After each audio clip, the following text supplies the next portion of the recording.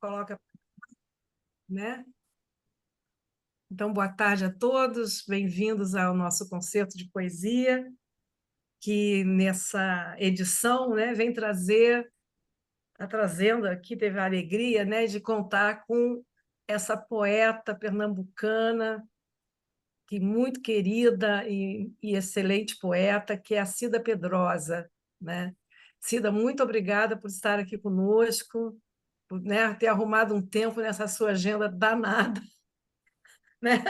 Eu é Agenda que agradeço, danada, Suzana. tá? Eu que agradeço. É uma honra grande, viu? Vou falar um pouquinho sobre a Cida e depois vou passar para o Nuno, que é o nosso comandante do barco aqui, viu, Cida? Ele é que comanda aqui, né? A Cida, ela nasceu em Bodocó, no sertão de Pernambuco. É autora de As Filhas de Lilith, de 2009. São muitos livros, são mais de 10 livros de poesia, e, entre outros, né?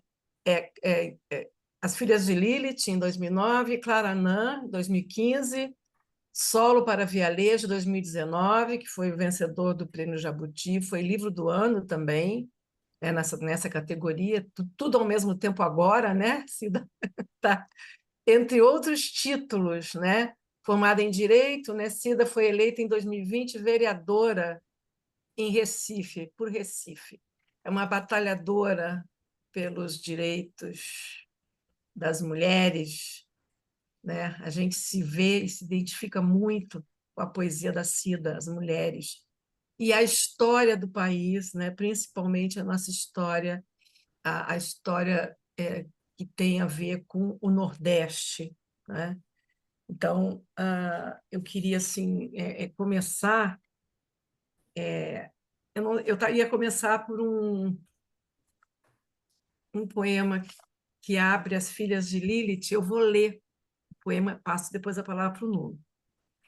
Angélica. O pênis de Angélica era de plástico. Passou a vida a esfregar-se no espelho. Eis a sina, mulher ou homem. Injusto desígnio para quem precisa-se inteiro por dentre as coxas. Voz rouca sobre os lençóis, desejo de iguais, porra, bucetas também são objetos de encaixe. Esse é o poema que abre esse livro incrível que é As Filhas de Lilith. Ela tem outros livros incríveis, esse aqui que é um dos mais novos, mais recentes, que é o Araras Vermelhas, lançado no ano passado, tá? E que é outro livro maravilhoso. Nuno, é com você agora, e aí é a Cida, e depois eu entro um pouquinho para Tá deitar. bom. Bom, boa tarde, pessoal. Boa tarde para todo mundo. Cida, uma alegria realmente estar contigo aqui. Eu que de 2019, 20 para cá tenho acompanhado seu trabalho, né? E então, assim, de saída, bom, a dinâmica você sabe qual é. A gente faz uma pergunta e no final eu peço para você falar uns poemas e vai intercalando, né, as falas com os poemas, né? O seu primeiro livro é de 1982, né? Restos do Fim. Aí você veio 86, 2000, 2005, enfim, veio, né, publicou em torno de 10 livros. Mais recentemente, o Solo para Vialejo, né, que foi primeiro lugar no Jabuti, e livro do ano também, né, no Jabuti, e o Araras Vermelhas, que foi melhor livro de poesia pela PCA, né? Eu queria, se você pudesse falar para a gente, como é que você, hoje, olhando, né, de 1982 para cá, como é que você encara esse seu caminho através desses livros de poemas que você veio lançando ao longo do tempo? Bom dia não, boa tarde a todas, todos, todes. Uma honra estar aqui. Nuno, Suzana, Camila, todos vocês, sabe? Uma das coisas que eu mais gosto de fazer é me encontrar com gente e conversar sobre literatura, tanto sobre a minha como sobre a dos outros. Bom, eu vou mostrar que, para minha felicidade, eu estou na casa de uma amiga que estuda a minha literatura, ela tem meus livros todos. Que Eu vou legal. mostrar esse livrinho aqui, ó. Ah, Ele é uma raridade, ele é o meu primeiro livrinho. foi edição independente, né? Um livro independente, né? Independente, os meus 6 primeiros livros, todos foram lançados por edição independente e vendidos um a um, mão a mão. Não deixei de fazer isso hoje, não, viu? Porque eu ainda vendo muito livro mão a mão. Então, eu saio ali do Bodocó e minha cabeça era muito povoada pela poesia de cordel e de cantoria, pela métrica e pela rima. E eu fui estudar numa escola que meus professores eram absolutamente apaixonados e loucos pelos irmãos Campos, pelo Décio. E eu digo sempre que eu passei o primeiro ano do ensino médio só estudando concretismo, que eu não vi nada a não ser a turma que desconstruía a poesia ali na década de 50, né? Também eles me ensinavam muito sobre Ferreira Goulart, né? A gente estudou muito poema sujo. Então, eu que já gostava assim de escrever uns versinhos, fui impactada por essa poesia moderna, né? Pós-moderna, na verdade. E aí, quando eu lanço esse primeiro livrinho, eu estou muito impactada por isso e com muita vontade de romper. Eu acho que todos os jovens têm uma necessidade enorme de romper com a tradição, né? É uma forma, inclusive, de você criar a sua própria identidade, né? Então, era como se eu quisesse criar minha identidade enquanto escritora e como menina também, como adolescente, me contrapondo a meus pais, que gostavam dessa poesia metrificada e etc. Tal. Aí esse é um livrinho que tem vários experimentos assim. Quando dizem assim, por que que você experimentou tanto no solo para vialejo? Aí eu digo, é uma volta, ó. É uma volta a 82. É porque tá ruim de ver, ó. Mas eu brinco o tempo todo com essa coisa do, Uhum. sabe? o aspecto Aí, gráfico do poema, né? sim, sim. E assim, é uma poesia muito social, como é a minha poesia sempre. Ah, eu vou dizer aqui, a maioria dos poemas eu não mais assino, mas são os poemas escritos com 16 anos, sabe?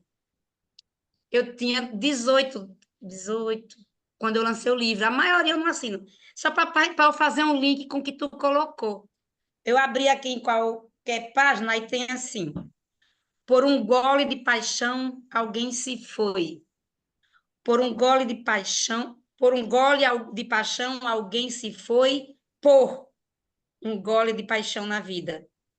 Por um gole de vida, alguém se foi.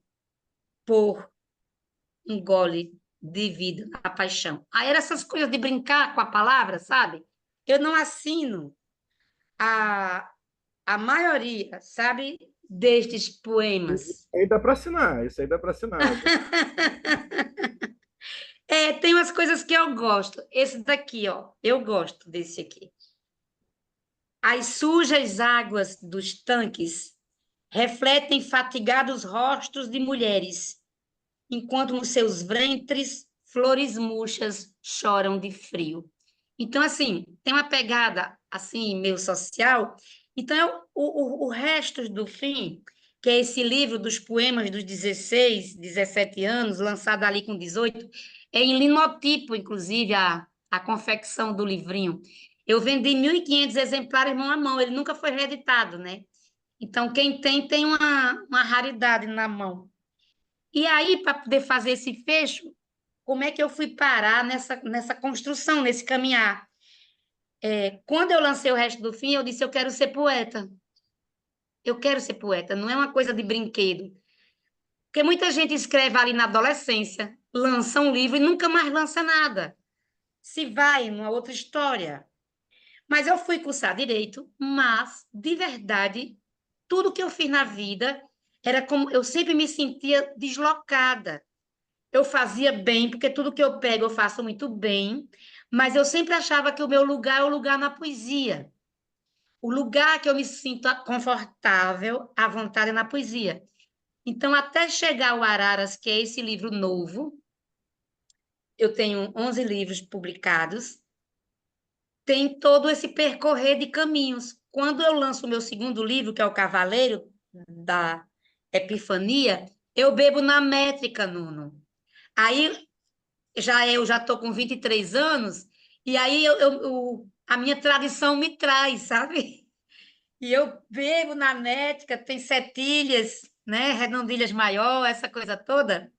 E é um livro que eu gosto muito até hoje, do ponto de vista estético. Eu nunca foi reeditado também, mas eu gosto muito.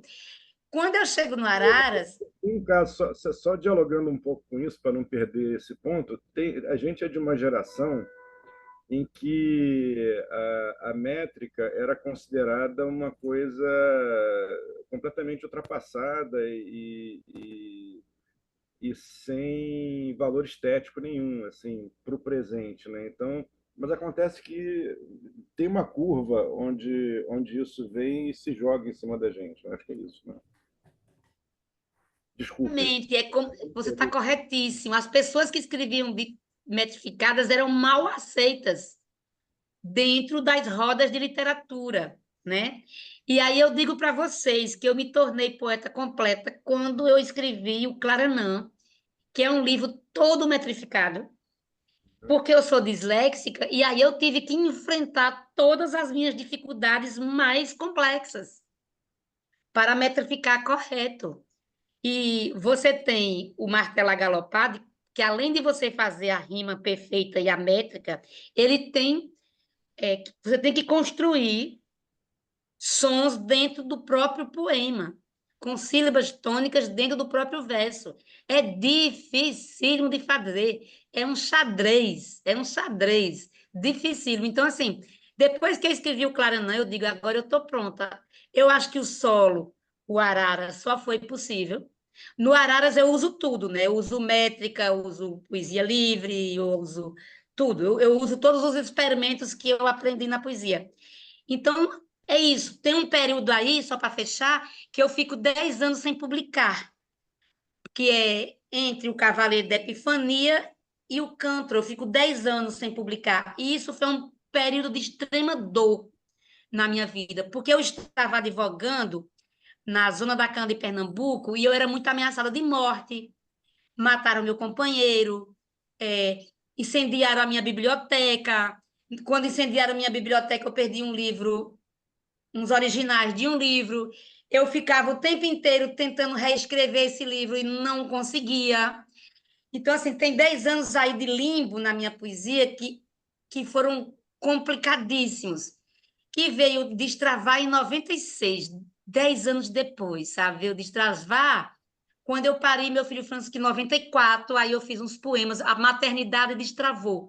Mas Mas deixa eu esse foi um... só aproveitar esse detalhe, porque eu soube que você ficou tentando reescrever esses poemas desse livro que foi incendiado. Você ficou assim numa espécie de busca de reescrita impossível, né? E isso influencia o próximo livro ou isso, digamos assim, só atuou como dor mesmo? Eu acho que isso, inclusive, faz com que eu faça meu livro mais fraco, que é o Cântaro. Ele tem momentos bacanas, mas ele tem momentos muito frágeis, porque eu estava completamente desnorteada, pessoalmente desnorteada. E ninguém reescreve um livro, ninguém. Você pode ter a ideia, mas você não vai conseguir reescrever. Você não consegue. Então, isso ficou muito louco. Aí eu fazia o poema e dizia, mas não era isso. Isso e rasgava. Então, foi um período dolorosíssimo, né? Por isso que, mesmo não sendo um grande livro, o Cântaro, que é esse aqui, mesmo não sendo um grande livro, eu tenho o maior carinho por ele, porque é como se ele tivesse me dado de novo vida. É como se eu pudesse dizer, agora eu voltei para a escrita. Embora tem poemas nele que eu assino até hoje. Acho que é isso. Cida, só complementando, né? Ninguém consegue reescrever um livro e poesia muito menos, né? Uma vez que você perde uma imagem, ela não volta mais, né? Uma coisa muito incrível, né? Assim, não volta aquilo. Eu tenho, Exatamente. eu tenho uma história curtinha e curiosa sobre isso. Tem um poeta que a gente de vez em quando fica brigando em soneto. Ele manda um soneto, eu mando um troço dizendo completamente ao contrário, e assim vai. E aí ele fez um soneto assim, e fiquei de noite, já deitado na cama, era 1 hora da manhã, fiz ali um soneto, tal, caprichei, botei, enquadrei o soneto todinho, estava lá, esqueci de salvar e botei o celular, adormeci com o celular do lado. Quando acordei, a bateria tinha acabado, o soneto tinha ido embora. Tentei lembrar de todas as maneiras, à noite interrompeu, aquilo sumiu, tive que fazer outra coisa. Porque não tem jeito, reescrever. Mas, Cida, fala outros poemas para gente. Eu vou só para poder dizer para vocês, eu abro o livro com um poeminha que chama assim, esse, né? Eu abro com um poema que eu dialogo com Augusto dos Anjos para você ver o tamanho, quanto eu estava com muita dor, sabe? Vou só dizer para vocês, nesse livro Cancro, que é o livro que rompe essa dor da não escrita, da não publicação. O nome do poema é A Festa, mas ele não é de nada de festa, não tem nada, é assim. Hoje é dia de festa, mesmo que a dor intransferível se acomode na poltrona e faça sala aos convidados. Hoje é dia de festa, mesmo que a morte ronde, diga poemas de Augusto e comemore a vida. Definitivamente, hoje é dia de festa, mesmo que olhos de neblina não mais me vejam e a dor se infiltre em meus cabelos. É para ver o tamanho de dor que eu estava cercada, né? Muito bonito.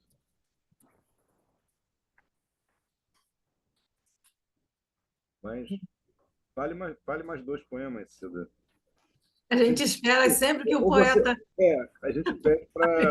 Assim, porque o objetivo mesmo Vê, é ouvir só poesia. Só que no meio a gente gosta de uma prosa também, a gente vai batendo um papo. tá, Mas, assim, tipo, você fala sempre, então, assim, toca os 3 poemas e depois a gente termina. tá, tá. Eu vou começar com o livro que abriu tudo para voltar a escrever. Eu disse que eu parei meu filho, né? E aí eu fiz um poema para ele que eu gosto bastante até hoje, se chama O Berço. Deus toca flauta, Vladimir dorme, sonha. Sobe no último galho da árvore, entra no ninho, vira passarinho. Enquanto isso, o anjo da guarda, sentado aos pés do berço, puto, toma a flauta e pede horas extras. Porque ele era muito treloso, muito treloso. Eu digo, meu Deus, o anjo da guarda desse menino tá lascado, tem que ter horas extras o tempo inteiro.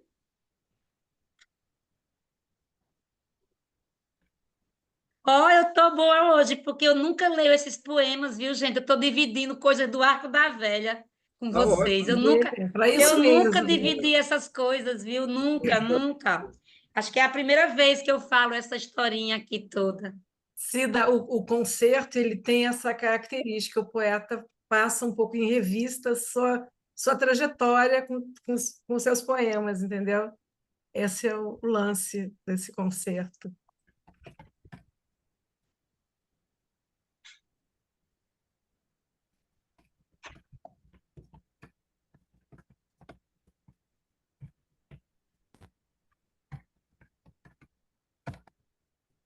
Agora eu faço o quê? Mais, mais um poema antes da. A gente espera pelo menos uns 3 poemas, só para você saber. Ah, Você falou que então tá. eu tô ansioso Esse pelo. meu livrinho aqui, ó, é o Cavaleiro da Epifania. Ele é de 86. Eu gosto muito desse livro aqui. Eu tenho vontade de fazer um facsímile dele. Ai, maravilha. Lê um dele daí. Vou ler. Eu vou abrindo assim, eu leio meus poemas, eu nunca escolho. Eu abro na página, feito se abre aquele livrinho que a gente. Eu abri o aqui no também. Tipo aquele papagaio que tira sorte, assim, né? Exatamente. É, o assalto dos dias. É. Quando de mim roubarem os dias e o sol for cúmplice do assalto, meus olhos ilharão o asfalto, tirando-lhe assim a melodia. Quando de mim roubarem os dias e a morte vier a mim pedir morada, prenderei a vida à curva estrada para que entoe gritos de euforia. Quando de mim roubarem os dias e a mão sacra apunhalar minha face, encharcarei de sangue a sagrada arte, sitiando a sorte vil da poesia. É muita dor, minha gente! Ave Maria! Deixa eu dizer um sem dor, dueto desse mesmo livro. Na madrugada extasiada de lendas, nos vestiremos de nós. Eu estou lendo poemas que têm 40 anos, ou Maravilha. mais, ou mais. Na madrugada extasiada de lendas, nos vestiremos de nós. Feito duendes, eclipsaremos o tempo, travessamente. Cruzaremos a fronteira inútil das almas. E do dueto de corpos emanarão versos que se farão poemas sob o roçar das mãos. Agora eu faço bem melhor no Lilith. Lindo. Porque, né, a poesia tem uma coisa muito interessante que o bom poema ele nunca envelhece, ele está sempre ali, ele se renova a cada leitura, né? A cada leitura que a gente faz, o poema ele é como se fosse um circuito elétrico, acendeu o interruptor, a luz acende, e é como se fosse um acontecimento, na Constituição é um acontecimento, né, renovado e novo naquele momento. Cida, eu tenho assim muita curiosidade por um traço do seu trabalho que é concretizado nesses dois livros seus que eu tenho, né? Que é o poema longo de traço, né? De corte épico, né? E que tem uma espécie de tendência que não sei se é identificável assim no geral, né? Eu tenho parece que observado que existe uma espécie de traço comum em experiências desse tipo que eu chamo de épico descentrado. Ele meio que caminha, é como se o enredo principal tivesse sido um pouco apagado e a periferia ganhasse destaque numa espécie de polifonia, né? Assim, primeiro eu queria pedir para você falar de um modo assim geral sobre seu processo de escrita, sua técnica, sobre o pensamento que induz a elaboração do poema.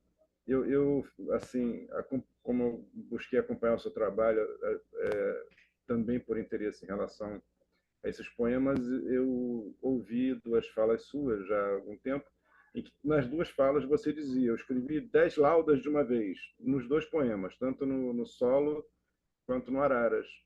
Você teve uma primeira arrancada, assim, né? E depois você foi compondo. Mas, assim, de um modo geral, pensando no projeto desse épico contemporâneo, né? Como é que você pensa esse caminho da poesia? Primeiro, assim, eu acho que eu estou cada vez mais uma senhorinha contadora de histórias, né? Porque a idade vai batendo e você vai virando contador de histórias, porque e eu percebo isso muito no meu dia a dia. Então, eu venho inclusive de um lugar de muitas narrativas poéticas. Quando ali, na década de 20, no iníciozinho do século passado, diziam que o épico morreu, que a escrita do poema épico não tinha mais lugar para ela. E toda vez que eu lia isso nos artigos de literatura, eu nunca acreditei, porque o sertão continuou escrevendo seus poemas épicos em texto de cordel. Ou seja, a academia não dava conta de que existe uma turma no sertão do Nordeste que exercita o épico o tempo inteiro, nos grandes romances de cordel. E quando eu fui escrever o solo e o Araras, eles têm processos de escrita diferentes, embora partam de uma arrancada. O solo, eu escrevi 10 laudas. Quando eu li para o meu filhote, o mais velho, ele é estudioso de literatura, e ele disse, mãe, eu acho que isso dá um longo poema. E aí eu me imbuí disso e comecei a escrever esse longo poema. É tanto que parte das 10 laudas que eu escrevi, elas não estão necessariamente na sequência. Tem uma primeira parte que realmente é o início do livro, e outra parte está lá no fim, uma que eu falo do meu pai, da minha mãe, ou seja, foram se encaixando em outros lugares do livro, na medida em que a narrativa ia sendo construída. E quando eu escrevi à mão, eu já escrevi desenhando na página algumas coisas, ou seja, a primeira narrativa já saiu com um pouco dessa poesia visual, de uma palavra brincando na página, etc. Tal. E eu queria muito escrever este livro radicalizando a linguagem. Porque eu já não, nos últimos livros meus, nos 3 últimos, eu já não utilizava ponto, eu só usava palavras em minúscula, eu estava cada dia mais, mesmo escrevendo longo, as frases eram muito sintéticas, muito elaboradas. Então, o solo, eu queria viver isso, de contar uma história coletiva e individual ao mesmo tempo. Eu tive muito medo, por algum tempo, de fazer algo que ninguém fosse compreender. Porque a narrativa épica, ela é a história coletiva, ou tem um herói e tem uma história coletiva. E eu estava me metendo a escrever tanto essas histórias coletivas, como meu eu lírico estava lá, falando em primeira pessoa. Como misturar essas duas coisas? Aí eu dizia, não, isso não é um épico tradicional. Se não é, eu vou radicalizar tudo que eu sei, eu vou jogar aqui tudo que eu aprendi ao longo desses 30 e poucos anos de poesia. E o solo demorou muito a terminar. E eu só publiquei porque o editor disse, chega, acabou, você não vai botar mais uma vírgula nesse negócio, me dê, acabou, você está proibida de botar uma vírgula aqui, não tem vírgula, botar mais uma palavra, senão você vai começar a reescrever tudo. Porque foi um trabalho de muita exaustão. Eu não tenho tempo real, assim, eu escrevo nas minhas vagas, que são poucas, né? Eu faço a luta política, eu faço advocacia, eu sou feminista, e aí a minha escrita fica restrita aos finais de semana, quando eu tenho, às madrugadas, ao amanhecer, antes de todo mundo estar acordado, essas coisas, a um feriadão. Então, eu sou uma única pessoa que tirava 15 dias de férias para escrever, não para passear, para me esconder num canto e escrever. E o solo foi isso, foram 5 anos, assim. Às vezes eu pegava 6 meses sem pegar nele. Aí eu pegava, eu já vinha com a gana, mudava a coisa. E ele é isso, ele é um trabalho exaustivo, do ponto de vista do cuidado com a palavra. Quando eu terminei, meu companheiro é quem faz a diagramação para mim, que para mim ela é muito bacana. Sem essa diagramação, o solo não seria assim. Eu dizia para ele, eu quero fazer uma aspiral com o nome dos cangaceiros, porque eu tenho uma clareza enorme e tem um símbolo de infinito nesses nomes. O sertão se refaz a partir do mito do cangaço, que é esse mito de rebeldia, de resistência. E aqui eu não estou discutindo se o cangaço era bom ou ruim, se eram bandidos ou não, mas eu estou falando dessa simbologia de resistência. Aí eu dizia isso para ele, eu dizia, eu queria fazer esse Brasil nessa taça que se esborra. Eu vou dizendo minha maluquice, e eu escrevo um texto corrido e vou dizendo para ele minha maluquice, e ele vai desenhando na diagramação para mim, eu sentada junto sempre. Então, tem muito isso de quatro mãos na forma como eu fui pondo o poema. Eu dizia, puxa essa palavra para aqui, essa vai ser aqui. No Araras Vermelhas é a mesma coisa. Então, quando eu terminei o livro, eu disse, amor, eu acho que esse livro é assim. Ou ele vai ser um tremendo sucesso ou um tremendo fracasso, porque ele não tem lugar para um livro bonzinho, ou um livro ou você gosta ou detesta. E aí, quando eu entreguei ao Hélito, que é um amigo, que na época estava sendo o editor da Companhia Editora de Pernambuco, ele leu e mandou um recado para mim no Zap. Esse livro vai ser premiado. O livro é muito bom. Vou correr para editar. E não me deixou mais mudar nada, porque eu queria mudar coisa, mudar coisa. Então, o solo tem essa entrega às experiências estéticas. E durante esses 5 anos, quando eu ia a meu Bodocó, eu me enfurnava em lugares de histórias que eu tinha ouvido falar e que eu queria saber de mais perto. E aquelas histórias que estão ali, todas são verdadeiras. Eu fui nos arrebaldes, nos sítios, para ouvir essas histórias.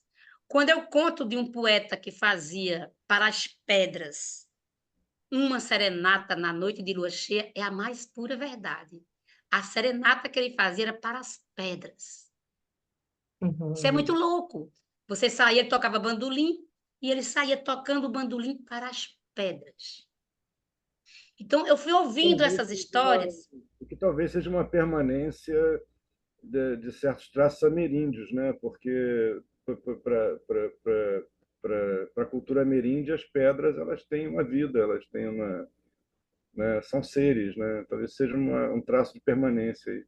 Interessante. Sim, sim, sim. E eu falo muito da Pedra do Claranã, eu falo desse lugar dos indígenas da minha cidade, que é muito forte.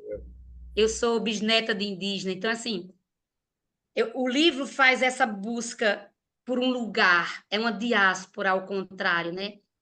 As pessoas saem do mar para o sertão, saem formando o agreste e o sertão, né? E aí eu vou contando, eu vou apresentando as cidades na estrada e suas histórias, né? O meu editor disse que também eu estava em busca de um pai. Essa coisa dos épicos, né? Também, também, porque eu digo que eu parto em busca de mim no início do poema, né? Mas também eu parto em busca de ti. Eu parto em busca de um eu pessoal, mas eu parto em busca dessa memória coletiva. Eu já anuncio isso no início do poema. Deixa eu pegar aqui. Ah, eu estou sem o solo aqui. É o único livro que ela pegou e deu para uma amiga. Eu estou sem o solo aqui. O livro já anuncia isso, que eu estou em busca da minha pessoa e das outras pessoas, né? E eu amei fazer, sabe? E eu amei dar visibilidade a essas histórias que eu conhecia de ouvir dizer e que eu fui lá para escutar mais. Tem um texto aí que eu gosto demais, que eu conto a história do poeta que se mata. E eu tinha ouvido essa história numa cantoria que eu estava, Zé Raimundo, lá na Várzea do Meio, a gente chama que é o lugar dos indígenas em Bodocó. Eles têm atez, eles falam muito rápido, é bem impressionante. Aí eu estava lá e eles tocam muito bem violão, um deles já partiu. Aí ele disse, Cida, eles adoravam me contar, tu sabe da história do poeta que se suicidou por conta da amada? Eu digo, não.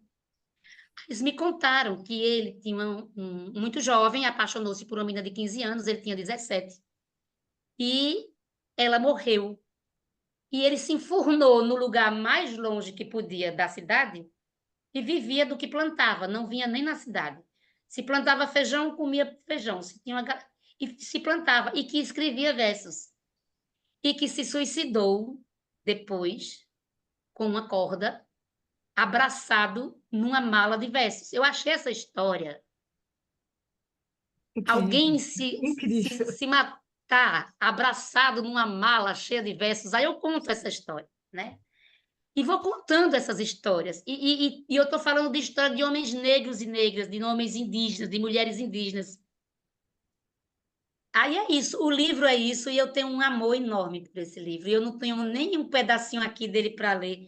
Vocês aqui vão ter que Se ler. você quiser, eu leio o primeiro poema que abre, que É isso que eu ia você falar, para diz, você ler isso. você diz, ele abre assim, né? Na primeira parte do solo. Parto em busca de ti, negro ser, negro ser, negro ser. Parto em busca de mim, o som, o som, o som. Trago o algodão na alma, o sol, o sol, o sol. Tirar da flor a seda branca. Pesa, pesa, pesa. Flor árida, flor árida, flor árida. O fardo da minha infância. Ele, Depois, ainda ele vai continuando, né? Vai como um rio, né? Página a É, página, é. né? Aí continua aqui, né? Sol a sol, sol sustenido, terra e sal, céu e sol, tirar da flor a seda branca. A mulher virou homem, o trabalho e a desigualdade por baixo da saia. Trouxa na cabeça, camisa caque de mangas compridas, chapéu de palha, quartinha de cabaça e só. Calça comprida por baixo da saia, calça comprida por baixo da saia, calça comprida por baixo da saia. O sol anestesia a dor e de dor é feito, como deve ser feito de dor o frio de outro campo. Eu vou parar aqui, porque ela vai. A gente não para de ler, realmente. A gente começa e não para. é, O você poema. no livro, todos dois são assim. Cida, então fala 3 poemas para gente. Talvez voltando daquele livro que você leu um poema. Tá, Você eu que vou, manda. Sugestão, você que manda, é só uma sugestão. tá. Eu vou ler uns poemas metrificados, que é do Claranã, que está saindo a segunda edição agora. Esse foi pela Confraria do Vento. Eu vendi os meus direitos autorais ah, tá aberto. Eu vendi os meus direitos autorais de 10 livros há 3 anos atrás, acompanhei a editora de Pernambuco. Eu nem tinha ganhado o prêmio ainda. Mas eu vendi porque eu queria deixar que alguém cuidasse. Eu estava num tempo, se eu morrer, eu tenho que entregar a alguém esses livros para publicar, né? Para ter um lugar, né? Aí a CEP comprou os direitos. Aí eles estão lançando agora a segunda edição desse livro, que eu gosto bastante. Vocês, assim, o Vila Lobos, o filme, quando o filme sobre o Vila Lobos abre, aí tem assim, ele sai, aí se perde numa espécie de favela, num arrebalde, aí dizem para ele assim, cuidado, viu? Fera que foge da jaula vira caça. Eu fiquei com isso na minha cabeça. E eu fiz um poema para Heitor Villa-Lobos nesse livro, que eu vou ler para vocês. Ele é de 7 linhas, é uma setilha e é metrificado em 7. É uma redondilha maior. Fera que foge da jaula vira caça lá na trilha e enfrenta o inimigo como lobo sem matilha, é alvo de todo olhar, vivendo ao sabor do mar, sempre pronta para a guerrilha. O artista compartilha seu poder transformador, é fera longe da grade, segue a lenda do condor. É São Jorge com a lança, cavaleiro da esperança, feito de ferro e de flor. Não é caça, é caçador. É anjo solto de rua. É na arte um cosmonauta espiando para a lua. Ouve o som do ribeirinho, do trem, da forja, moinho. Muda o ritmo que pontua. E tranca com a gazua a arte vil e comum. Sofre como um condenado, fica o artista em jejum. Aposta na diferença para que a estética vença livre, solta, incomum. e não há mapa algum na hora da decolagem. É como astrolábio posto sem ponto para a miragem, o novo não traz conforto. Cânone não é heliporto para essa estranha voragem. E há de se ter coragem para ser a fera sem cela, acreditar nos matizes que a intuição revela, uivar para além da aldeia, não se perder na areia e voar de caravela. Lindo, Eu gosto muito desse poema, é muito, lindo. muito. Ele Que é essa coisa, quando o artista fica diante da página, o cânone realmente não é heliporto, o novo não traz conforto. E você fica nessa coisa da criação. Onde é que eu vou? O que é que eu faço com essa estranha voragem? Acho que o poema é muito sobre isso. Que é essa coisa do Villa-Lobos, né? Que traz parte dele o trem, a forja, o moinho, esses sons todos, né? Que ele traz para dentro da música dele e nos entrega essa música ímpar, né? Porque eu ouço muito ele, inclusive tem na internet uma cantora que é não, um maestro venezuelano, vem já o nome dele aqui, que rege na Alemanha, num parque, o concerto das Baquianas. Eu não consigo ver sem cair no choro completo. Eu choro copiosamente, assim, choro de soluçar. Esse negócio da tradição é uma coisa muito complicada, né? Porque a gente não consegue se livrar dela. Ela sempre ela está assim como que incorporada, né? Subcutânea, ela está entramada no nosso tecido, sei lá, vamos chamar de existencial, né? Mas ao mesmo tempo ela é veículo de tanta coisa ruim, né? Assim, é uma relação dialética, assim, porque ao mesmo tempo que a gente ama algo que traz no seu DNA coisas horríveis, né? Enfim, todo o processo histórico que a gente viveu, né, no Brasil, por exemplo, e no mundo como um todo. Mas isso foi só um comentário. Eu queria que você falasse, Cida, sobre o périplo dessa foto, da Jazz Band União Bodocoense. Você teve uma epopeia só para localizar a foto, enfim. Conta pra gente essa história é muito saborosa e fala um pouco da gênese do livro também, né? Tem tudo a ver com a gênese. Sim, sim. Veja, eu estava buscando essa foto porque um amigo meu, que até já partiu na época da Covid, disse: Cida, eu vi no jornal de Petrolina uma foto de uma jazz band de Bodocó. E aí eu fui conversar com meus familiares e meu cunhado, que tinha sido filho de um prefeito, tinha uma jazz band na década de 50, 40. E disse: esta casa aqui era onde eles ensaiavam. E o maestro era seu Miguel Roberto, que está na foto. O maestro está aí na foto. Aí eu fui na casa do filho dele, que é meu amigo, que é músico. Aí ele disse: Cida, tem uma foto mesmo e está no álbum da família. Aí foi pegar o álbum. Quando ele pegou o álbum, estavam as 4 cantoneiras no álbum, sem a foto. Eu digo: meu Deus, cadê essa foto? Ao mesmo tempo, eu saí de Bodocó e eu sempre vou no Crato, ali pelo Ceará, que eu adoro, que a Serra do Araripe, a Serra do Cariri é a coisa mais linda do mundo. Aí eu estava no meio da serra quando eu escrevi essas 10 laudas. Quando eu escrevi, aí é que a foto ficou necessária, porque eu sabia que estava fazendo um longo poema sobre a música também. Porque já saiu nas 10 laudas essa coisa do jazz, do blues. Eu endoidei.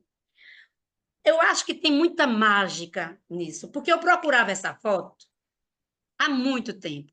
Aí, quando eu fiz as 10 laudas, de lá do Crato, eu fui para Petrolina, que é uma cidade em Pernambuco, na beira do Rio São Francisco. E eu estava indo lá, tenho irmãs lá, papá, mas eu estava indo lá para conversar com um pai e um filho, que é um poeta e um músico incrível, que eu estava querendo contratá-los para trazer para Recife, que eu faço muita curadoria.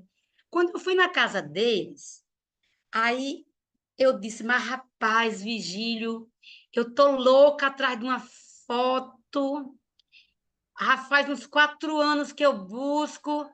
Aí ele disse, o filho dele disse, eu tenho essa foto no computador, o voinho tá nela. O vô do menino, que não é por parte de mãe, era um dos músicos. Aí ele disse, eu não tenho em papel não, mas eu tenho aqui no computador. Pegou o computador, quando mostrou, eu caí no choro. Porque essa coisa de no sertão, você tem uma jazz band. Vocês percebem que tem dois banjos, um banjo americano e um banjo do tipo brasileirado. E os músicos dos banjos são pretos. E ninguém sabe o nome dos que tocavam banjo. E eu digo muito isso no meu poema. Qual é o nome dos que tocavam banjo? Essa invisibilidade. Por incrível que pareça, eu só localizei 3 nomes dos músicos. Depois que eu lancei, eu localizei um quarto nome. Mas os pretos, ninguém dá notícia. Quem são esses pretos que são dessa jazz band? Né? Então, essa foto, esse livro não existe sem essa foto. Porque tem vários momentos que eu narro sobre a foto, a relação com a foto, quem está na foto, e por aí vai. A foto tem uma relação imbrincada e completa. É muito semiose, né? É uma Uhum. semiose a foto com o poema, né? E o incrível é que aí eu fui ouvindo outros músicos, uns que. E tem, por exemplo, a história do seu Miguel Roberto, quando você lê lá no Meu Sertão, que é o maestro dessa banda, dizem, vê que preconceito, está escrito assim: aprendeu a tocar sax com um pretinho, deste jeito, na biografia dele lá no meu interior. Aí eu sei, porque eu estava lendo a biografia de Moacir Santos, que Moacir teve na minha terra, num circo. Ele fugiu de casa com 14 anos, da cidade de Flores, desceu para bem perto, que é a cidade de Serra Talhada, foi acolhido no circo para tocar no circo e andou com esse circo sertão abaixo. Ele é um dos maiores jazzistas que nós temos no mundo, né? O Moacir Santos. Morreu nos Estados Unidos. Ele é respeitadíssimo nos Estados Unidos. Aí eu digo, olha, eu vou criar a história e vai virar a verdade. Aí eu conto a história de que Moacir foi quem ensinou a Miguel a tocar sax. E conto essa história no livro como se verdade fosse. Então, eu digo que é tudo a partir da verdade, mas tem umas histórias que eu vou também criando. Essa é uma. Quem foi que ensinou Miguel? Quem foi o preto maravilhoso que ensinou Miguel Roberto a tocar sax e outros músicos? Digo, foi Moacir Santos que teve por lá e ensinou o povo. Aí eu vou criando essas conexões. Uhum.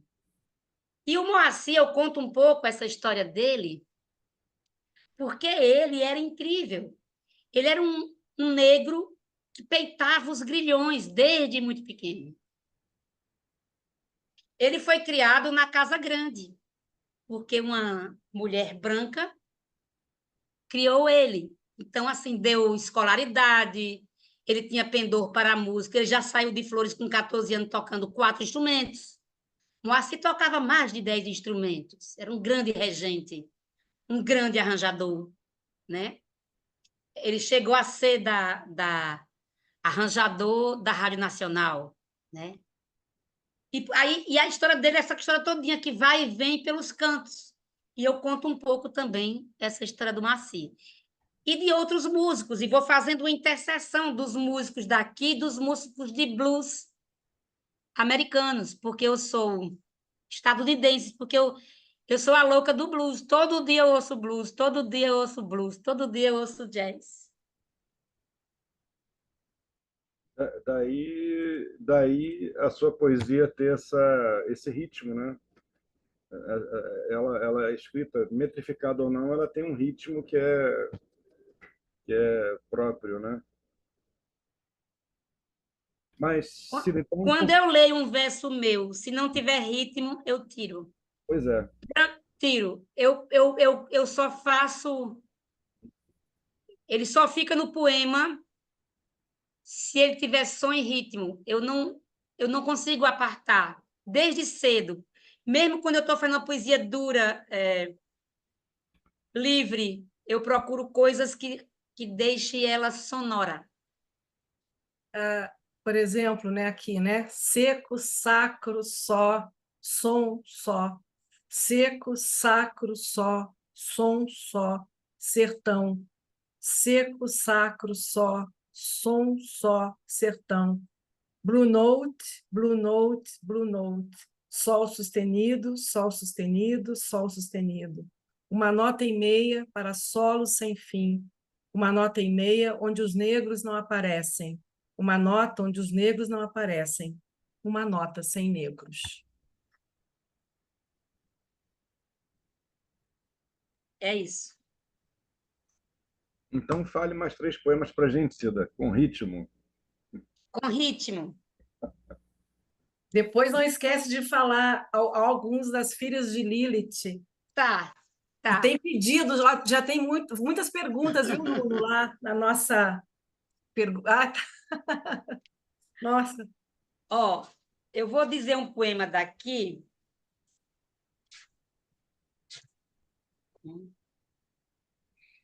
E que é Berenice. De costas, Berenice se põe para o desejo. Animal de 4 patas, exposto ao pássaro e ao sabor das asas. A bunda em arco se abre em pétalas, expõe o sumo ao beija-flor. De costas, Berenice se põe para o desejo e espera o adentrar do pássaro e os auspícios da lua. De costas, Berenice se põe para o desejo. Tem um outro poema aqui, eu fico muito angustiada, que esse é um livro, né, que é um abecedário feminista, né, são 26 poemas, cada um é o nome de uma mulher. Esse mesmo Berenice é porque tem todo um preconceito, mulher não gosta de sexo anal, tem mulher que gosta. E aí eu falo sobre isso. Aí tem essa coisa da bulimia e da anorexia, que é uma das coisas que mais me angustiam na juventude, né? Essa busca por esse corpo que a sociedade capitalista impõe, em especial às meninas. Alguns meninos também emburacam, mas é uma coisa quase que, na grande maioria, com as mulheres. Aí, Diana, eu falo sobre isso, sobre anorexia e bulimia, e diz assim: o espelho sempre engana Diana. O jogo de luz e sombra não camufla mais ninguém. Em busca da próxima dieta, a moça se enche de revistas e terapias alternativas. O corpo sua, afina, embranquece. A sopa, a lua, o brócolis, a proteína, o shake. A sopa, a lua, o brócolis, a proteína, o shake. A balança, a fita métrica, o manequim. O manequim, a fita métrica, a balança. Uma após outra refeição, a moça mapeia a casa em idas e vindas ao banheiro. O espelho sempre engana Diana e um ruminar de ossos se instala no corredor.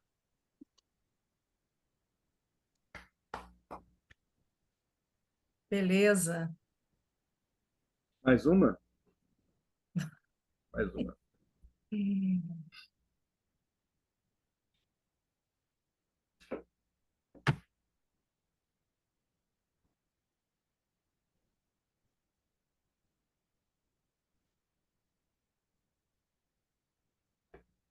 Tá sem som, Cida, sem som. Começa de novo. Não, continua sem som. Começa de novo. Elisa, de Lilith também. Sempre quis fazer amor com Deus. Na igreja, enquanto todos rezam contritos, com a alma atada aos cânticos, sua cabeça viaja pela beleza dos anjos. As arandelas iluminam os carneirinhos do teto, próximo ao cajado do pastor. Elisa admira o rapaz jovem, só cabelos e olhos, tão azul, tão doce, tão próximo, este filho de Deus, cercado de ovelhas e longe da cruz.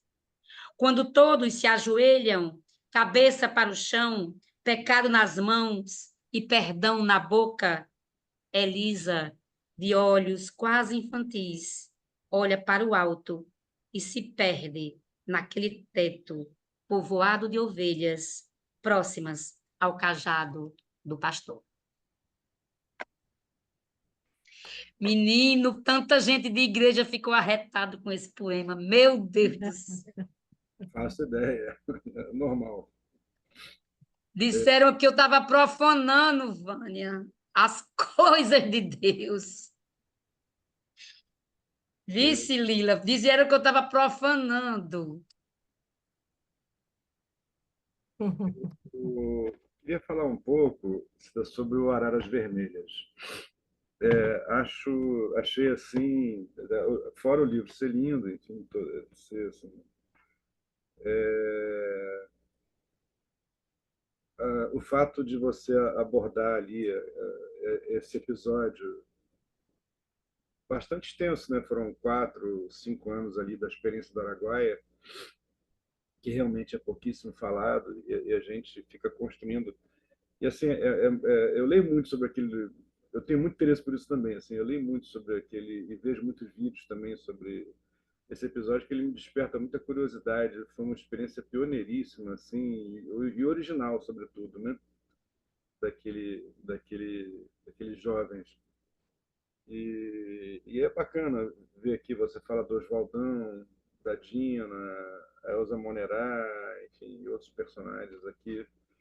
E você tem, aí eu, assim, você tem essa militância no PCdoB, que é de onde essa experiência se originou, o PCdoB daquela época, né, historicamente situando.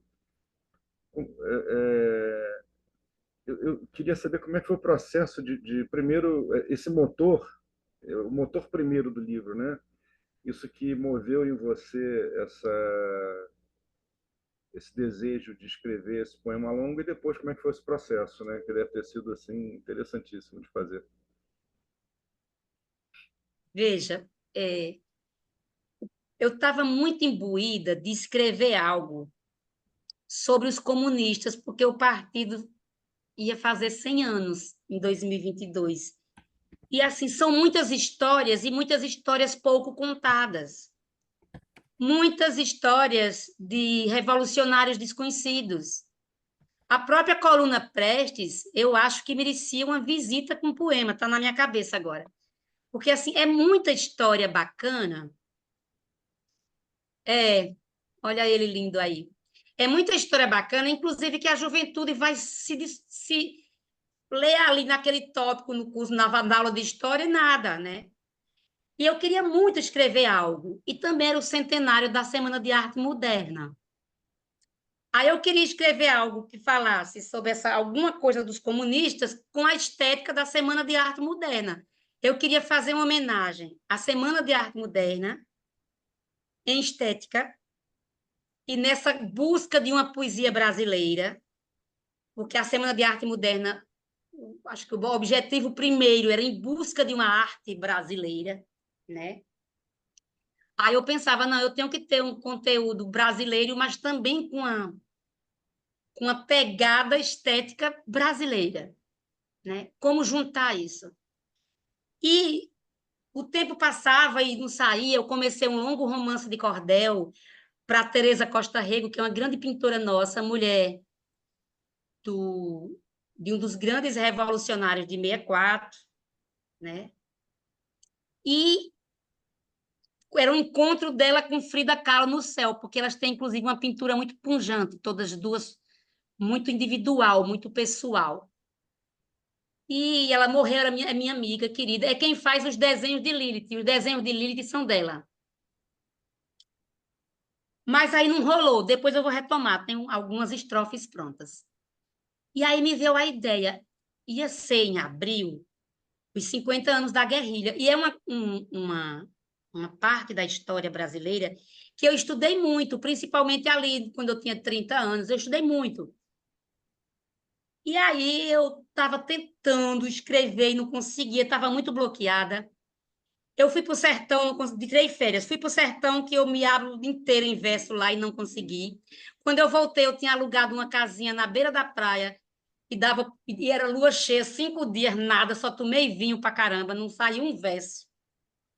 Aí eu fui para uma casa que eu alugava permanentemente, num lugar aqui chamado Gravatá, que é bem frio, e lá, por 5 anos, foi meu refúgio. O solo foi muito escrito lá. Porque é uma casinha pequena, cercada de árvores, e as borboletas, e essa coisa toda, que eu preciso de natureza para poder me. É como se eu precisasse limpar minha cabeça para fluir. Aí já comecei assim, meu Deus do céu, valendo. Foram 21 dias de escrita sem parar. Com 21 dias, todo o escopo do poema estava pronto. Depois eu fui trabalhar. Mas do início ao fim, todo o escopo do poema estava pronto. Eu comecei a dormir 3 horas por noite.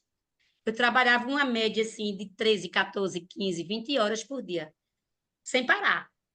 Comia escrevendo, bebia escrevendo. Sim, foi o meu vômito. Foi o meu vômito. Depois, claro, depois eu fui burilar o vômito, que ninguém é Baudelaire, né? Ninguém me ama, ninguém me quer, ninguém me chama de Baudelaire, ninguém nasce Rimbaud. Isso você vai ter que trabalhar e do muito depois. Mas o escopo do poema saiu inteiro.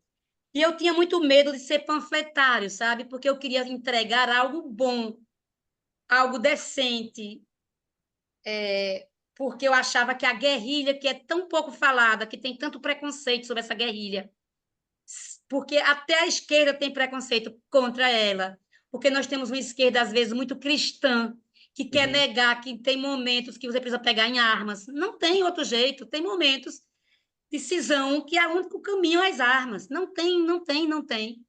Então, assim, botaram debaixo do tapete essa guerrilha a vida inteira.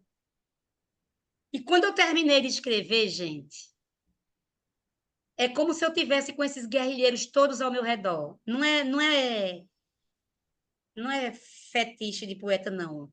Foi tão forte, foi um negócio tão absurdamente forte, que eu fiquei uns 30 dias trabalhando meio despirocada, sabe? Muito despirocada, assim, muito, sabe? É como se essas mulheres e esses homens que foram barbaramente torturados e torturadas e mortos estivessem ali, muito perto de mim, sabe? Porque a gente está falando de uma juventude que foi massacrada. Quando eu somei as idades, a média é 26 anos, porque tinha 4 ou 5 mais velhos.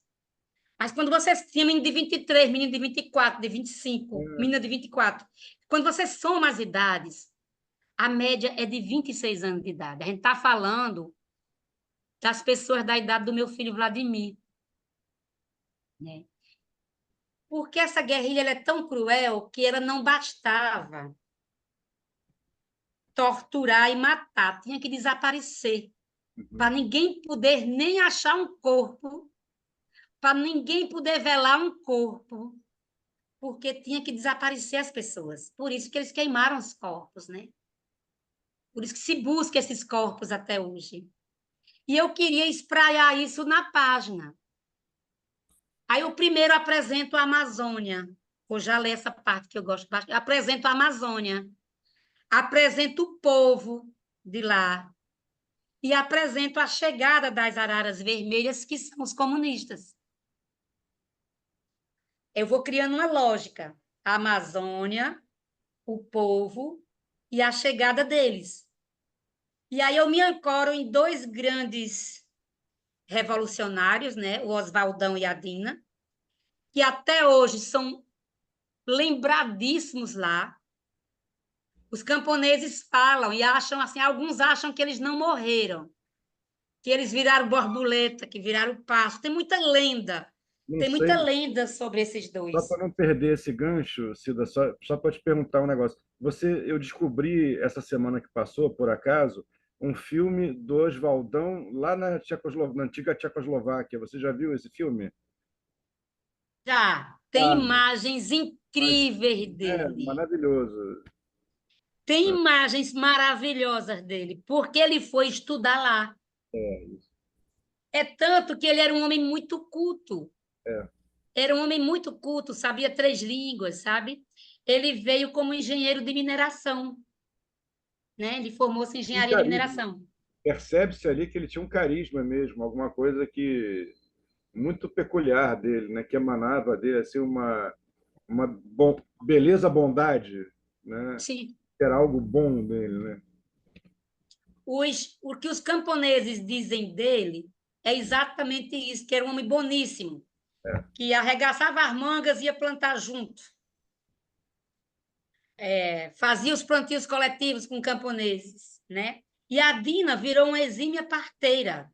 Ela era engenheira de geóloga, engenheira de pedras, geóloga de mineração, inclusive, e era uma cientista, virou uma excelente parteira. Assim, tem mulheres que dizem, minha filha nasceu pelas mãos da Dina. Então, assim, eles procuraram fazer parte do lugar, né? Porque uma guerrilha se começa assim, você faz parte do lugar, é tanto que quando a gente fala que morreram 69 militantes do PCdoB, a gente não sabe quantos indígenas foram mortos, quantos camponeses foram mortos, que foram presos mais de 1.000. Quantos desses morreram? Porque as famílias não têm coragem de reivindicar esses corpos até hoje. Só tem um cacique vivo daquela época dos índios Suruí, Aiuara. E eles não falam sobre isso. Eles são tão traumatizados que eles não falam. Hoje, na Comissão da Verdade, existe toda uma luta para que o Estado indenize várias aldeias indígenas que foram massacradas na ditadura e que ninguém fala sobre isso. Indígenas que foram mortos. Então, eu vou ler minha abertura, tá? É linda. É. Quer ler, Suzana? Leia, por Não, você favor. que lê. Aqui o poeta, a gente chama o poeta para ler. A gente se mete Lógico. só, Eu né? faço os meus 5 cantos, cada canto, eu começo em 1970, né? E vai a 74. Então, cada canto eu abro com coisas que estavam acontecendo na época. Porque eu queria dizer que o que estava acontecendo no Araguaia não estava apartado do que estava acontecendo no restante do mundo e da América Latina. Eu queria situar o leitor de que essa história que eu conto, ela tinha muitas ligações com o que estava acontecendo no mundo todo. Seja o movimento hippie, que todo mundo disse que era despolitizado, mas estava fazendo uma contracultura, se contrapondo a uma cultura posta, seja os guerrilheiros. Eu queria pôr isso. Aí eu digo assim, depois eu apresento a Amazônia para vocês. E Na depois abertura... lê o prólogo também. O prólogo, que Tá, é maravilhoso. tá bom. Tá. Ó, o prólogo são 2 décimas, né, no martelo agalopado, que eu digo assim. O poema acampado no palácio diz que o povo está em busca de alforria. Leva a lança, o broquel e a cantoria. Traz no corpo os escritos de Horácio. É um sopro de amor da flor do lácio aos que gritam num ritmo sincopado e combatem a fera lado a lado, confrontando a patente carrancuda. Treme o sol, treme a terra, o tempo muda. Eu cantando o martelo agalopado. Venho lá das veredas do sertão, onde firmam as asas como guia, e no qual a esperança sucumbia toda vez que o torpor cravava o chão, e as sementes perdiam-se ao clarão do astro-rei que havia decepado todo sopro de vida transplantado para o nada da fome tão desnuda, treme o sol, treme a terra, o tempo muda, eu cantando martelo galopado. Maravilhoso. Aí esse martelo é o meu prólogo, né? Eu falo do palácio, que é o poder, e apresento de onde eu venho, né? Aí o primeiro canto, eu falo do que estava acontecendo na década de 70 no mundo. Aí eu começo assim. 18 de outubro é o dia do meu aniversário, tá? Em 18 de outubro de 1970, o LP Pérola, de Jane Joplin, teve sua edição finalizada após sua morte em 4 de outubro, dia de São Francisco de Assis. Eu completei 7 anos e no dia seguinte cantei o hino nacional em formação e jurei a bandeira na entrada do grupo escolar Arthur Barros Cavalcante. A nação ainda uivava nas ruas, reverenciando a seleção que ganhara seu tricampeonato mundial. No Planalto Central, Emílio Garrastazu Médici, o terceiro na linhagem de ditadores do golpe de 1964, empreende sua campanha de alta repressão aos militantes de esquerda. Em Porto Arthur, os pais de Jane não puderam segurar o corpo da filha em estado de despedida, pois suas cinzas foram jogadas ao vento na cidade de São Francisco por seu desejo e vontade. 20 dias depois, no Chile, Salvador Allende ocupa pelo voto popular o Palácio de La Moneda, levando nas asas a dor da América. No Recife, uma mãe busca enlouquecidamente seu filho desaparecido após prisão pelo DOI-CODE. Outra mãe, segurando uma pequena sacola de pão, espera na fila interminável do dia de visita. Um filho chora sozinho e se encolhe no catre após sevícias que o levarão à loucura. João Ricardo cria em São Paulo a banda Secos e Molhados e no Reino Unido o Black Sabbath lança seu primeiro LP. Lennon anuncia ao mundo que o sonho acabou. Aí eu abro o livro com esse canto, que eu chamo de canto, é a abertura do canto, né? Situando o leitor disso que acontecia no mundo. Aí eu começo apresentando a Amazônia e eu digo assim, a Amazônia, que era a terra onde estava acontecendo a Amazônia legal, era onde estava acontecendo a guerrilha. Não a Amazônia, o estado da Amazônia, mas a Amazônia legal, né? A Amazônia é o paraíso perdido, parida em porções generosas de possibilidades. A terra prometida, encontrada em meio ao tudo e ao nada. Girândola de cores, cheiros e chiados. Espaço válvula para as brânquias do planeta. Lugar-mãe do povo original. Ventre vultoso de ancestralidades aviltadas, ancestralidades divididas, ancestralidades dizimadas, ancestralidades que teimam em contar das asas dos pássaros, do charco na pedra, da terra no pântano, da paisagem homem e do homem paisagem, do ser silêncio e da natureza fala. A Amazônia é a cobiça dos vis varões do valor. A Amazônia, barriga placentária do mundo, cortada por veias e vasos, varizes, varizes, varizes, varizes, veias e vasos e valas, veias, vasos e velas, veias, vasos, vasos e velas. A primeira vez que eu vi a Amazônia foi num álbum de figurinhas, presente da minha irmã, que já o enviou com todas as figurinhas completas, apenas para eu colar. O álbum vinha do Recife, onde ela estudava. Vinha de longe, tão longe quanto de longe eram os animais, colados um a um naquelas páginas. Mamãe viu a foto do papagaio e se admirou. Ela sempre quis ter um papagaio verdadeiro. Naquele mês de outubro, quando eu fiz 5 anos, o mundo me pareceu grande e mais feliz do que as 6 cores da minha caixinha de lápis de cor.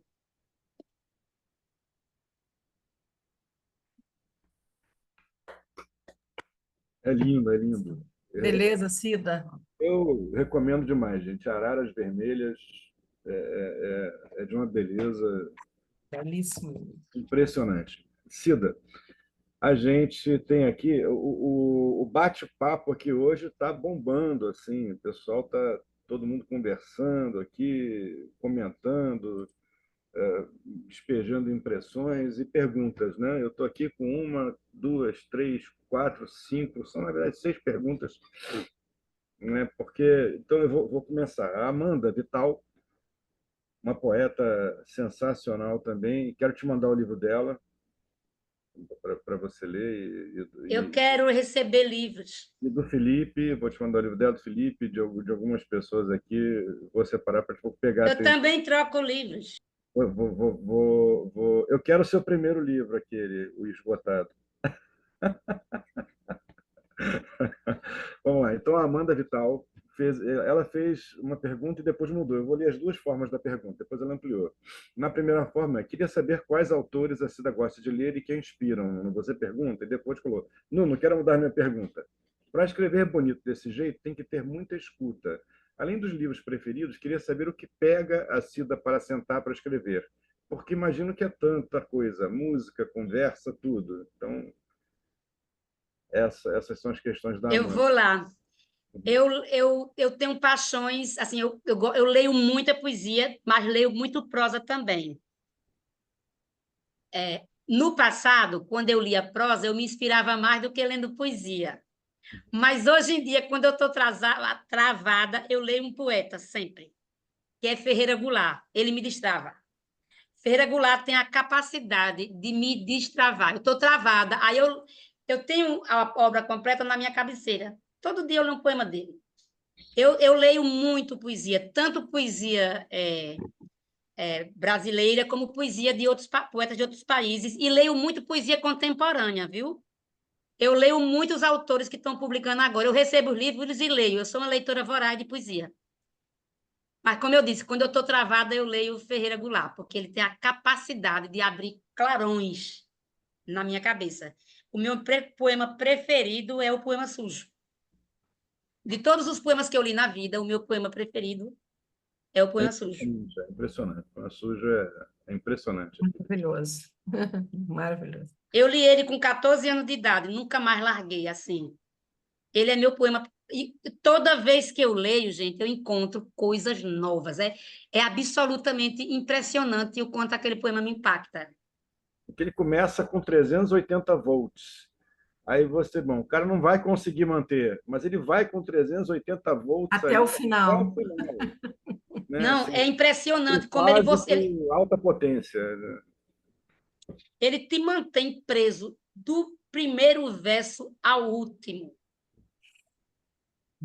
E você consegue lê-lo solto. Você abre numa página e lê e você pensa que está lendo um poema só. É. É isso. Bom, E eu só escrevo ouvindo música, viu? é também? Só.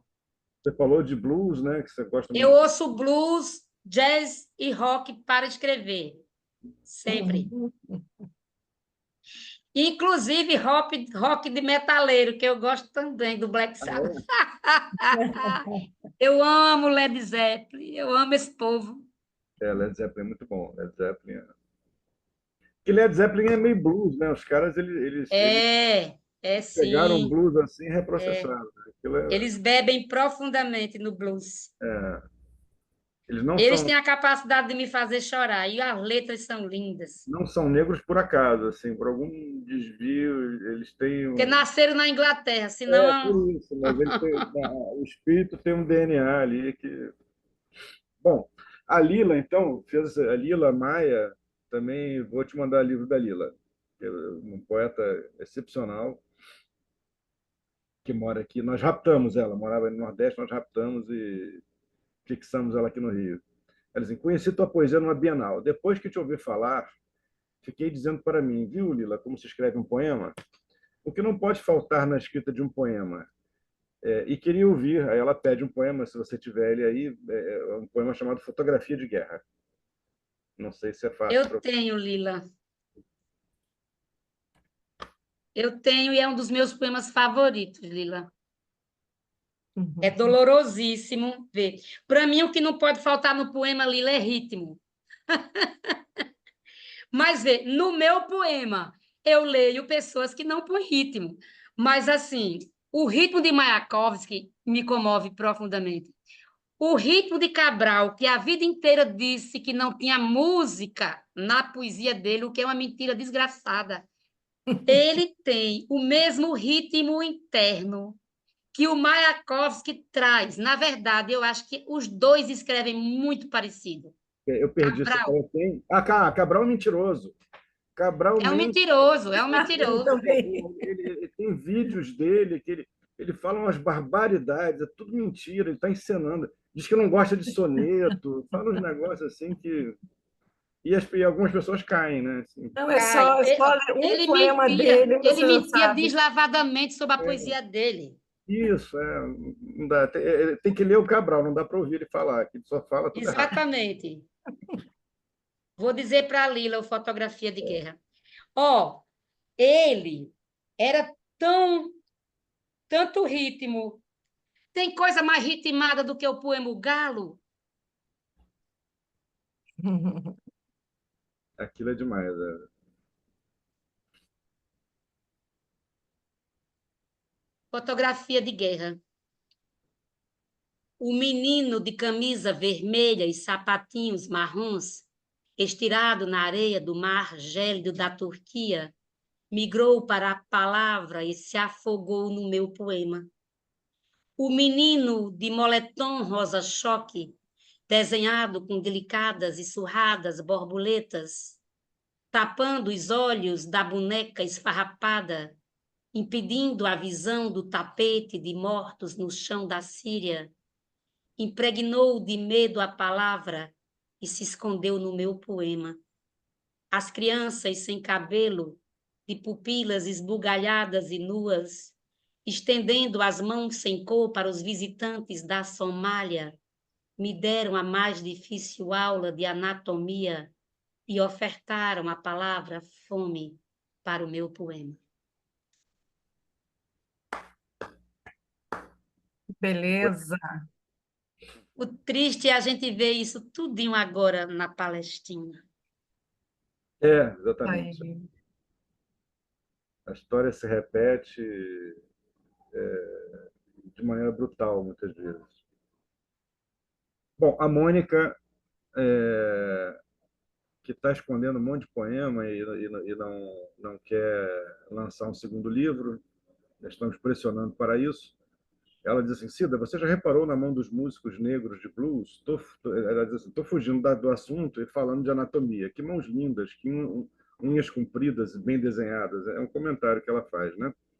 E o Dilson Lages, né? Ele fez duas perguntas que eu vou fazer para você em bloco aqui, para você poder responder na ordem que você desejar.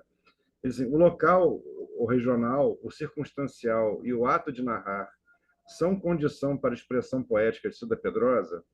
É a primeira. E a segunda diz: Cida, parte de sua poesia. Ô, Nuno, ele pergunta se o local é importante para a minha escrita, é isso? O local, o se você quiser responder primeiro, eu não faço. Então, o local, barra regional, o circunstancial e o ato de narrar são condições, né, necessárias e suficientes para a expressão poética de Cida Pedrosa?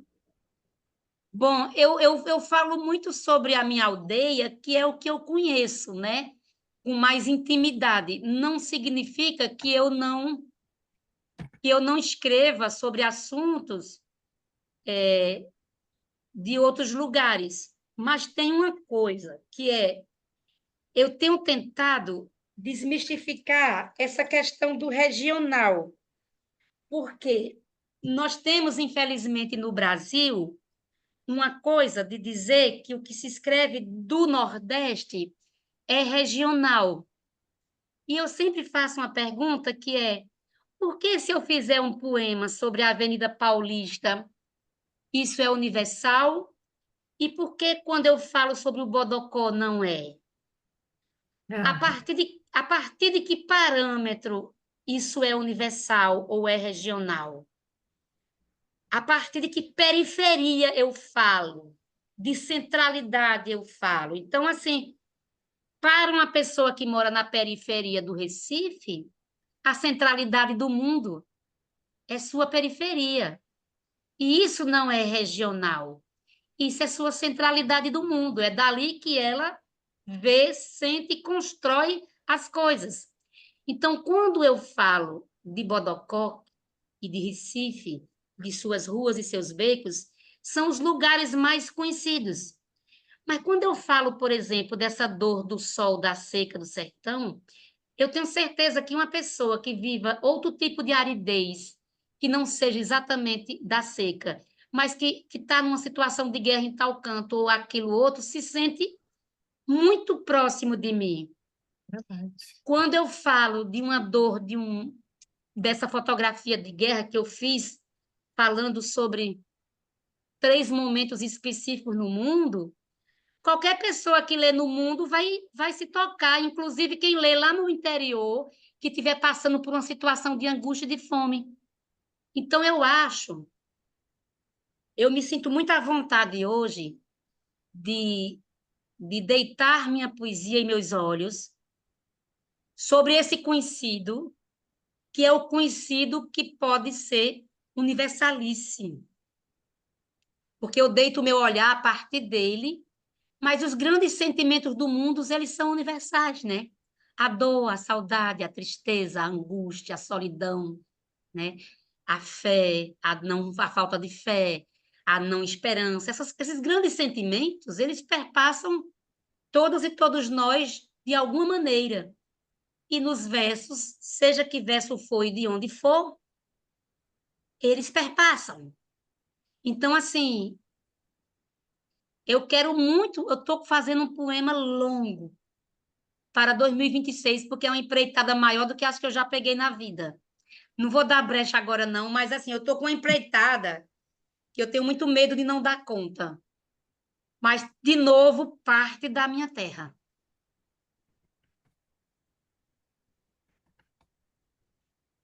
Uhum.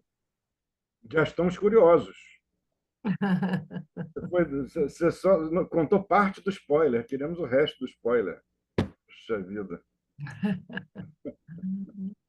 Ai. Eu vou fazer a segunda pergunta do Dilson, e aí tem uma pergunta da Mônica que eu tinha aqui pulado sem querer, por equívoco meu. Então, o Dilson, então, na segunda pergunta, ele diz: Cida, parte de sua poesia está entranhada do épico e do engajamento social. Como você procede para que essa camada de seu fazer literário não se sobreponha sobre a linguagem, matéria primeira da poesia? Eu tenho muito medo de ser panfletária, mas eu digo sempre que minha poesia é engajada.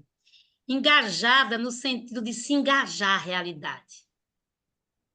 Engajada no sentido de que eu tenho um lado na vida. Eu tenho um lado. Eu não acredito em neutralidades. Eu não acredito em imparcialidades. Eu acho que, depois da dureza do golpe militar, nós entramos numa década de 90 muito, em uma academia que nega isto, que não quer falar mais. Quando usa a palavra engajada, acha que está falando dos quintos dos infernos. Quando, na verdade, você pode ter um engajamento. Uma coisa é a poesia ser instrumento de uma instituição. Isso não é legal. Mas ser instrumento de luta, como eu acho que a minha ser instrumento de denúncia. E aí eu tomo o maior cuidado para que a estética caiba dentro desses sopros e gritos que eu quero dizer. Eu me proponho a estudar estética e me utilizar dela para que a minha poesia faça esse amálgama, seja grito de denúncia, seja uma poesia social, mas que seja esteticamente compatível. Não sei se eu estou conseguindo me explicar, mas eu não abro mão. Não é que eu não gosto de poesia de amor, eu até tenho. É porque quando eu pego no papel, o mundo está de cabeça para baixo. Aí eu me pego, sabe? Não é que eu não tenha poesia de amor, eu tenho, inclusive, uma pegada muito erótica, muito irônica. Eu tenho um livrinho de poesia erótica, então, assim. Porque eu acho, inclusive, o erotismo feminino, da poesia feminina, muito revolucionário, porque os nossos corpos sempre são cantados na literatura pelos homens. Então, é muito bom que mulheres falem destes corpos, sabe? Mas é isso, assim, eu não sei se eu respondi, amiga, mas a estética é o pilar, mas os meus temas é minha guia. Acho que é isso. E eu penso que seja indissociável, né, Cida? Assim, no bom poema, uma coisa e outra não andam separadas. O que você chama do que é a sua guia só anda porque tem o outro pilar que está junto e vice-versa, né? Eles não funcionam isoladamente. Quando está isolado, ou é mero formalismo, ou então é mera inconformidade com a realidade, né? Exatamente. É exatamente. Você foi perfeito. Maravilha. E aí a Mônica tem aqui nós estamos, infelizmente, esse papo Nossa, aqui que pena. dá para ir até amanhã. Se eu tivesse um vinho aqui, eu ia até amanhã aqui, tomando vinho e conversando Não, sobre um dia a Cida vem aqui, a gente vem aqui para casa, vai tomar um isso. vinho. Vai ser Ai, maravilhoso. A gente Cida. vai se encontrar aí, tá? Vai sim, dessa vez não deu, né? Agora, em abril. Eu queria ter ido lá no Banco do Brasil, mas eu trabalho, esses meus trabalhos loucos. Mas, enfim, deixa eu fazer a pergunta da Mônica, quer dizer, eu tenho 53 anos e ainda estou para aprender métrica. Será que dá para relacionar a métrica com uma partitura de certo tipo de música erudita? Não falo erudita no sentido elitista, né, ela quis dizer. Falo na chamada música clássica. Por mais que o texto seja desafiador, por mais que haja um texto atrevido, essa O a tua. desafio da métrica, ele é exatamente desse, de você não se tornar apenas um formalista. Tem Uhum. pessoas que utilizam a métrica e não conseguem, dentro dos versos, né? Primeiro, você aprende métrica tranquilamente, com 50, com 60, com 70, com 80, tá? E é um brinquedo maravilhoso. É um brinquedo. É um exercício de brincar na poesia muito bom. Acho que o grande desafio é você conseguir se expressar, ser voragem, se expressar emocionalmente dentro da métrica, para não se tornar aquela coisa que a gente chamava do Olavo Bilac, dos poemas perfeitos, mas tão perfeitos e tão distantes que às vezes não emocionavam, embora eu não concorde muito com isso, não. Ele tem coisas que emocionam. Ele tem coisas que emocionam, mas não pode ser a arte pela arte, a estética pela estética, senão fica algo frio, duro, porque tem que tocar de alguma forma, né? Mas eu acho que a métrica, alguns dos grandes poemas da poesia brasileira são metrificados. Que é um pouco, eu percebi que você acompanhou isso também, embora sem métrica, mas é um pouco o que dominou aquela poesia da década de 90, que era muito feita por pessoas da academia e tinha uma coisa assim de elevação, de uma elevação estética muito artificial, né, e artificiosa, que não se descolava muito de uma realidade que o país estava vivendo, né? Numa espécie Distante, distante, distante. distante. Era a Torre de Marfim, era uma recriação da Torre de Marfim. Produziu coisas bonitas, dependendo do detalhe, a Torre de Marfim ela é até bonita, mas assim que não fala muito, né? Não pega a gente. E você vê que é uma poesia que ninguém fala mais hoje, né? É isso, ela chegou se afirmando, tem até várias, eu tenho aqui várias antologias daquele momento, Verdade, verdade. No... mas que aquilo se esboroou, assim, eram castelos de areia, né, de assim, exercício intelectual, né? E a poesia não pode ser só. Eu acho muito importante o exercício intelectual na poesia, mas não só o exercício intelectual. Ela tem que ter a outra. essa aderência, né? Como, por exemplo, em Araras, né? Que você, né? E tudo o resto que nós falamos, que você falou aqui hoje. Cida, a gente já, quem já te conhecia dos seus poemas já admirava a sua poesia. Quem não conhecia, tá pela basta ver aqui o bate-papo na lateral que está admirando. E além disso, saímos admirando a pessoa Cida Pedrosa, que é encantadora, Também, né? encantadora, assim, Ah, está sendo maravilhoso bater papo contigo. Temos agora, né, temos que marcar esse vinho, Suzana, quando sim, não, a próxima vez. É que ela veio esse ano, mas veio tão rápido e tão. Foi tão cansativo, né, Cida, que não deu para a Foi gente um bate e encontrar, volta louco. a né? Amanda e Muito o Felipe doido, já estão né? querendo se enfiar nesse vinho, eu já estou dizendo que eles não vão, não, entendeu? Estão querendo já assim. É, estão querendo já entrar, né, na É, história, né? estão pedindo não, de caneca, não Vamos diga. nos encontrar, tomar um vinho aí ou uma cerveja, É, né? vai ser maravilhoso. Cida, olha, Sim. muito obrigado. Saio assim, de alma renovada aqui, de verdade, desse Eu nosso. também. Muito obrigada, viu? Cris, Lila, Lúcia, Camila, Felipe, Vânia, Adriano, Gláucia, Ângela, quem eu estou vendo, né? Amanda, Jorge e Ivo. Suzana, minha amada, você é um presente na minha vida. Ô, coisa boa.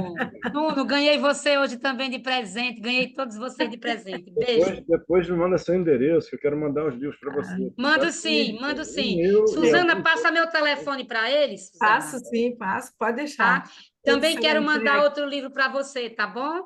Poxa, muito Beijo bom. grande. Eu queria Tchau. assim, Ana, vai antes fazer o de, encerramento agora. de fazer Tá. o encerramento, que tem o encerramento, né?